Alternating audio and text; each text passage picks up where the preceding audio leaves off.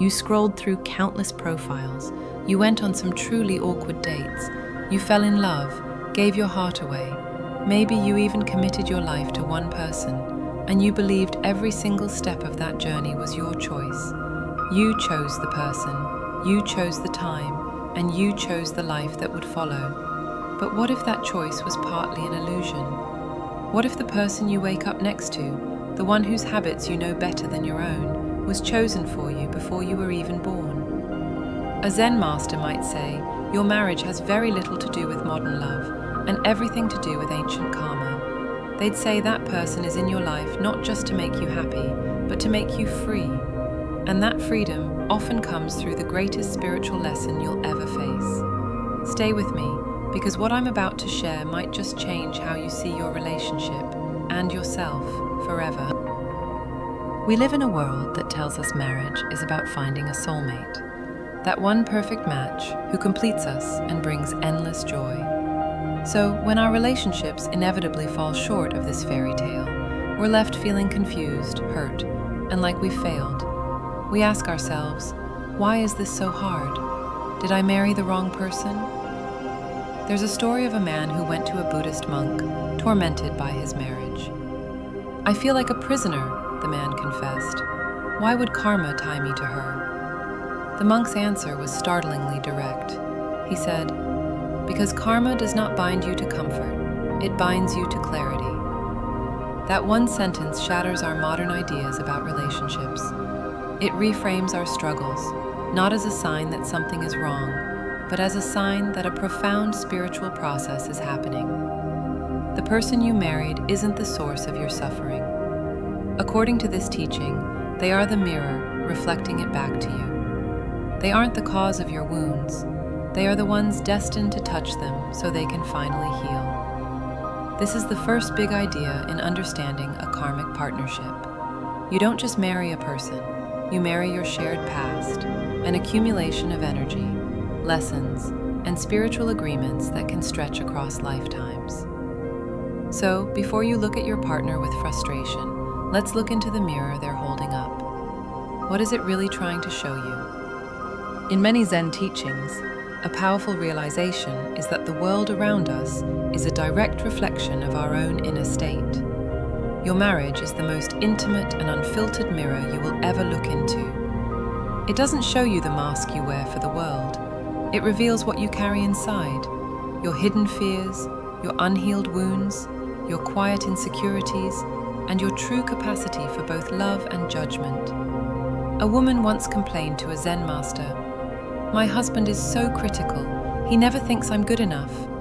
The master asked her gently, "And did you already believe you weren't enough, long before he ever said a word?" The woman fell silent, tears in her eyes as she nodded. "Then he is not the cause," the master whispered. "He is the mirror." That is the essence of a karmic relationship from this spiritual perspective. We aren't being punished by our karma. We are presented with opportunities through it. The friction, the arguments, the moments you feel disconnected, they aren't random misfortunes. They're signals pointing to the inner work that's calling for your attention. You don't fix a distorted reflection by shouting at the mirror. You work on purifying your own mind. These spiritual interpretations suggest that karmic marriages often show up in one of three ways, each with a unique purpose. Seeing which one resonates with you is the first step toward transforming it. The first kind of karmic marriage is what some call the debt marriage. This union can feel heavy, confusing, and filled with an unspoken obligation. It might not be born from fiery romance, but from a deep subconscious need to resolve an imbalance, possibly from a past life. Maybe in a previous existence, this person showed you profound kindness or even saved your life. Now, your soul feels an inexplicable pull to repay that debt, not with money, but with care and loyalty. This can be confusing today when we expect relationships to be built on mutual attraction and shared hobbies. You might find yourself with a partner you love, but also feel inexplicably bound to, even when it's hard. As one teacher reflected, if you see someone in a marriage they aren't wildly in love with but can't leave, it might not be romance that binds them, but an invisible gratitude the soul can't ignore. Here's a story. A man named Kalen was married to a kind woman, but he felt little romantic chemistry. He was adventurous. She was content with quiet routine. For years, he felt trapped. During a meditation retreat, a vivid memory surfaced. He saw himself as a starving child in a war-torn land. A young woman, a stranger, found him. With very little herself, she took off her own cloak and wrapped it around him, saving his life. He recognized her eyes. They were his wife's. In that moment, his feeling of being trapped just melted away, replaced by a profound sense of peace. His marriage wasn't a prison. It was a chance to honor an ancient act of compassion. He wasn't repaying a debt out of guilt, but completing a circle of love. He started seeing his wife not for what she wasn't, but for the sacred soul she was, caring for her with a new tenderness born from a soul's memory of gratitude. Once the debt is honored with conscious love, the soul is free. For Kalen, this understanding didn't end his marriage. It allowed it to truly begin. The second phase, and perhaps the most common spiritual partnership, is the growth marriage.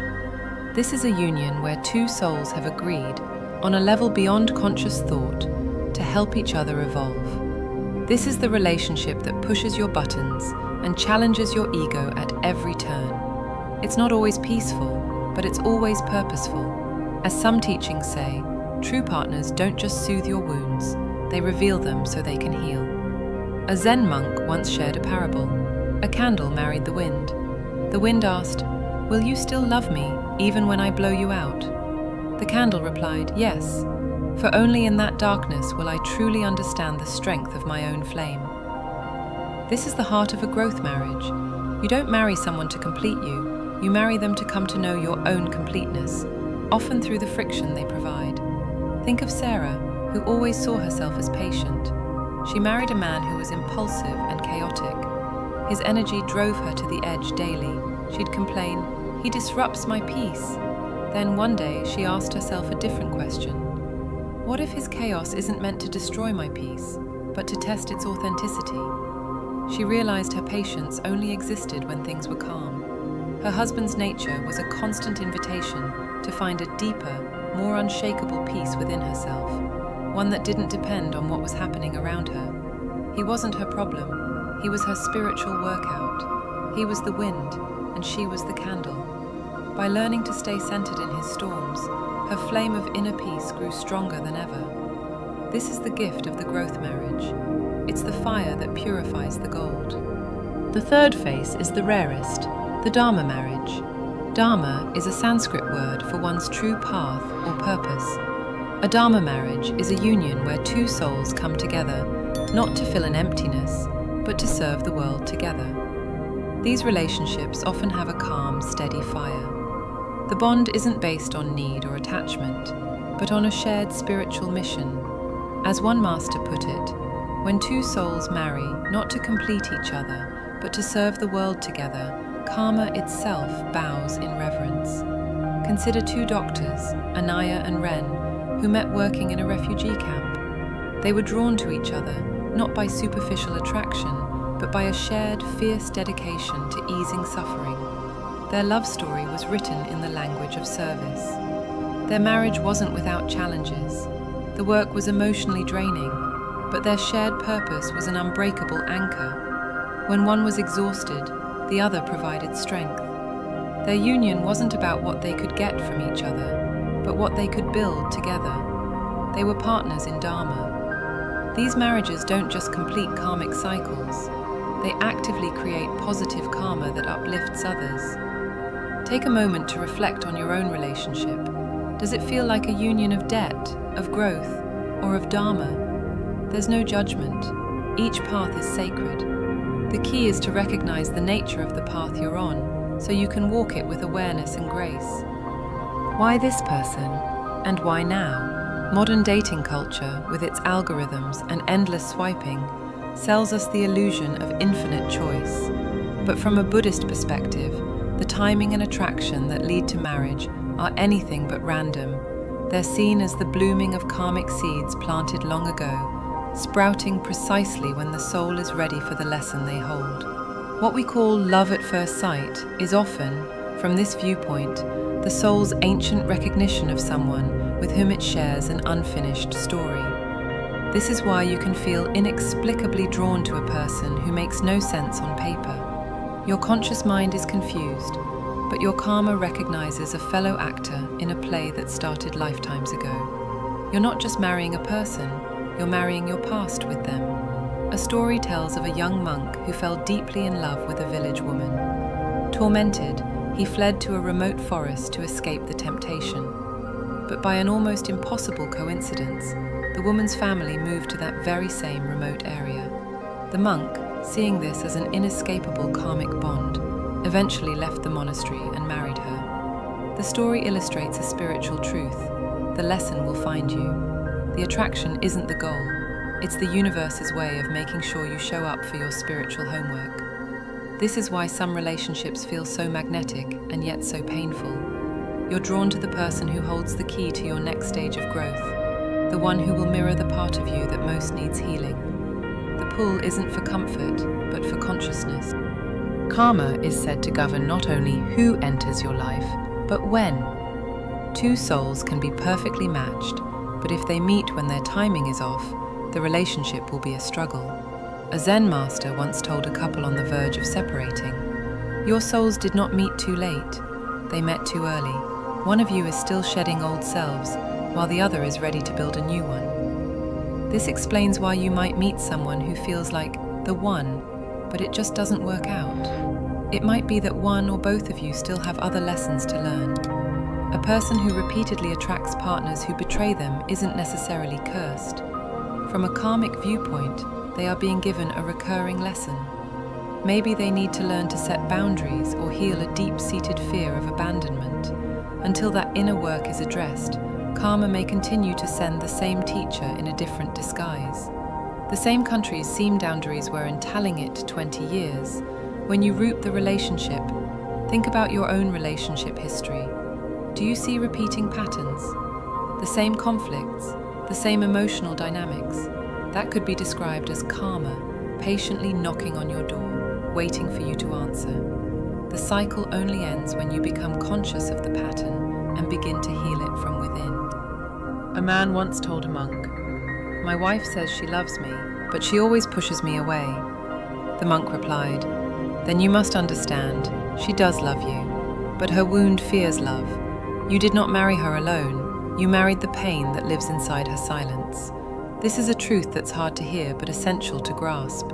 When you commit to a partner, you're not just getting their strengths and their humor, you're also moving in with their unhealed pain. Many marriages don't fail from a lack of love, but from a collision of two unhealed karmic histories. Unless both partners are willing to face these ghosts with compassion, the relationship can become a battlefield where old wounds are constantly triggered. One person's fear of abandonment might clash with the other's need for space. It's a dance of pain, where each person unconsciously steps on the other's most sensitive spots. The teaching here isn't to find a partner without wounds. Such a person doesn't exist. The teaching is to become the kind of person who can meet those wounds, in yourself and your partner, with awareness and love. Instead of asking, "Why are you doing this to me?" you can start to ask, "What wound inside of you is hurting right now? And what wound inside of me is being triggered by it?" This question changes everything. It shifts the dynamic from blame to compassion, from conflict to healing. It's the beginning of transforming your marriage from a karmic battlefield into a sacred ground for awakening. Understanding the karmic nature of your marriage is the first step. But the goal isn't to passively accept your fate. It's to actively participate in your own liberation. Karma, in this view, isn't a prison sentence, it's a curriculum, and you have the power to graduate. A divorced woman came to a Zen garden, her heart heavy. "I stayed in my marriage for 20 years, feeling dead inside," she told the teacher. "Was that noble?" The teacher looked at her with deep compassion. "That was attachment wearing the mask of loyalty," he whispered. He then placed a lotus flower in her hand. "A lotus doesn't bloom in clear, sterile water," he said. "It blooms in the mud. Your marriage was the mud. Your healing is the bloom." This parable holds the key. Freedom is achieved not by changing your partner, but by transforming yourself. This practice rests on 3 pillars: radical awareness, unconditional compassion, and the art of letting go. The first pillar is radical awareness, or mindfulness. It's the practice of observing your thoughts and feelings without judgment. When your partner triggers you, the habit is to react instantly with anger or blame. That's the unconscious dance of karma. Mindfulness creates a sacred pause between the trigger and your response. In that pause, you have a choice. You can see the anger rising and, instead of becoming the anger, you can simply notice it. You can say to yourself, there is anger. You can feel the tightness in your chest and just be with it, without getting swept away by the story it's telling you. A practical way to do this is through reflective listening. When your partner is speaking, especially during a conflict, your goal isn't to build your counter-argument. It's to listen so deeply they feel heard. You can say, "What I hear you saying is that you feel unheard when I work late. Is that right?" This simple act validates their experience and forces you to be present instead of reactive. Every time you choose awareness over reaction, you snip a thread in the web of your karmic conditioning. The second pillar is unconditional compassion, or Metta. This is the practice of extending loving kindness, first to yourself and then to your partner. Resentment holds many karmic bonds in place. Compassion is the solvent that dissolves them. It's important to know that compassion doesn't mean condoning harmful behavior. It means recognizing the suffering that drives that behavior. Your partner's anger or criticism is almost always a sign of their own pain. Compassion means looking past their defenses and seeing the wounded person behind them. This has to start with you. You can't give what you don't have. When you mess up, instead of drowning in self-criticism, practice self-compassion. That wasn't skillful. I reacted out of my own hurt. I'll try to do better next time. Treating yourself with kindness makes it possible to treat your partner with kindness. A powerful way to cultivate this is through loving kindness meditation. Take a few minutes each day to sit quietly and repeat phrases, first for yourself. May I be happy. May I be safe. May I live with ease. Then, extend it to your partner. May you be happy. May you be safe. May you live with ease. This practice, done consistently, begins to rewire your brain, softening the hard edges of resentment. The third pillar is the art of letting go, or non-attachment. The Buddha taught that much of our suffering comes from attachment. In a marriage, we get attached to our expectations of how our partner should be. We're attached to our idea of a perfect relationship. We're attached to being right. This clinging is what causes so much pain. Letting go doesn't mean becoming indifferent. It means releasing your tight grip on outcomes. It means loving your partner for who they are right now, not the person you hope they'll become. It means recognizing you can't control them. A monk once said, "The goal of marriage is not to make the other person stay. It is to become the kind of person who no longer clings." This is a radical redefinition of success. Success isn't measured by how long the marriage lasts, but by the freedom and awareness it helps you find. Some marriages aren't meant to last a lifetime. Their karmic purpose might be fulfilled in a few years. Staying after that out of fear is not growth, it's stagnation. In this context, letting go isn't a failure, but the successful completion of a lesson. Practically, this means embracing impermanence. Everything changes. Your partner will change, you will change, the relationship will change. By accepting this flow, you can cherish the connection you have today without demanding it be the same tomorrow. This is where real peace is found. So, where does this leave us?